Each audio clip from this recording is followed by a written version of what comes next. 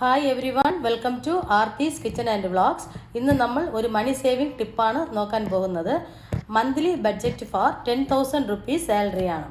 Monthly 10,000 rupees വെച്ച് നമുക്ക് എങ്ങനെയാണ് നമ്മൾ മണി സേവ് ചെയ്യാം എന്നതാണ് ഇന്നത്തെ മന്ത്ലി ബഡ്ജറ്റാണ് ഇന്നത്തെ video. Monthly budget for 10,000 rupees salary.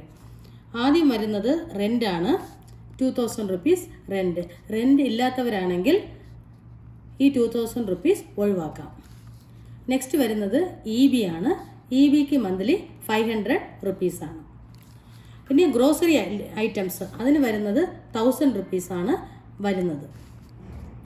Vegetables ഞാൻ അതായത് 2 ആഴ്ചയ്ക്ക് ഞാൻ 400 rupees ഇട്ടിട്ടുണ്ട്. അടുത്ത 2 ആഴ്ചയ്ക്ക് 400. അങ്ങനെ മൊത്തത്തിൽ ഒരു മാസത്തിന് 800 rupees ആണ് ഞാൻ വെജിറ്റബിൾസിന് ഇട്ടിട്ടുള്ളത്.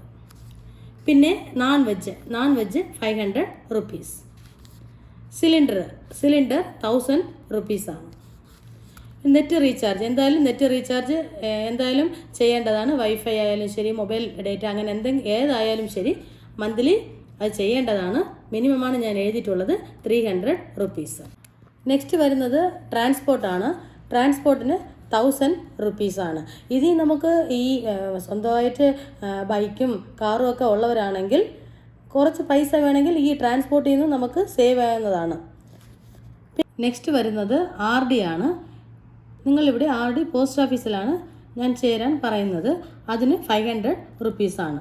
മന്ത്ലി 500 rupees RD 5 years ആണ്. പിന്നെ ഫെസ്റ്റിവൽസ് മന്ത്ലി 500 rupees എടുത്ത് മാറ്റി വെക്കണം. നിങ്ങൾ എടുത്ത് മാറ്റി വയ്ക്കുന്ന മാസത്തിൽ ഫെസ്റ്റിവൽസ് ഒന്നും ഇല്ല എന്നുണ്ടെങ്കിൽ ഈ 500 rupees നിങ്ങൾക്ക് ലാഭിക്കാം. പിന്നെ ഫ്രൂട്ട്സിന് ഞാനിവിടെ 500 rupees ആണ് പറയുന്നത്. RD ബാങ്കിൽ ഞാൻ 1,000 rupees.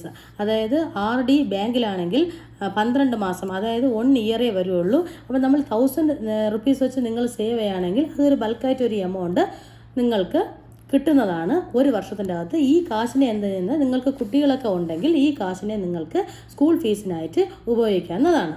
അതാണ് 2 RD ആയിട്ട് ഞാൻ ഇങ്ങനെ സ്പ്ലിറ്റ് ചെയ്തത്. ഇത് 5 years ആണ് പോസ്റ്റ് ഓഫീസിൻ്റെ RD. ഈ RD ബാങ്കിലാണ് 1 yearന് കുട്ടികൾക്ക് സ്കൂൾ ഫീസിന് വേണ്ടിയിട്ടാണ്. അങ്ങനെ നമ്മൾ ഈ റെൻറ്റും ഇതെല്ലാം നമ്മൾ ചേർത്ത് നോക്കുകയാണെങ്കിൽ ടോട്ടലായിട്ട് 9,600 rupees വരുന്നുണ്ട്. അപ്പോൾ നമ്മുടെ ബഡ്ജറ്റ് 10,000 rupees ആണ്. ബാലൻസ് ക്യാഷ് 400 rupees വരുന്നുണ്ട്.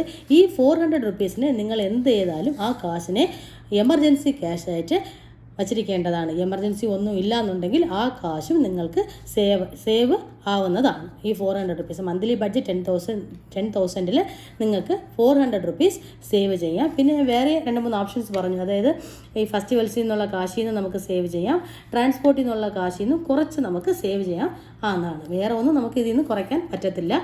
ഈ 2 മാത്രമേ പറ്റത്തുള്ളൂ. എന്തായാലും ഈ 400 rupees എമർജൻസി ക്യാഷായിട്ട് എടുത്ത് മാറ്റി വെക്കണം. ഇത് ഒരു സേവിങ്സ് ആണ്. ഈ വീഡിയോ നിങ്ങൾക്ക് എല്ലാവർക്കും ഇഷ്ടപ്പെട്ടിട്ടുണ്ടാവുമെന്ന് ഞാൻ വിചാരിക്കുന്നു. ഇഷ്ടപ്പെട്ടിട്ടുണ്ടെങ്കിൽ ലൈക്ക് ചെയ്യൂ, ഷെയർ ചെയ്യൂ, കമൻറ്റ് ചെയ്യൂ. പിന്നെ മറക്കാതെ സബ്സ്ക്രൈബ് ചെയ്യൂ. Thanks for watching.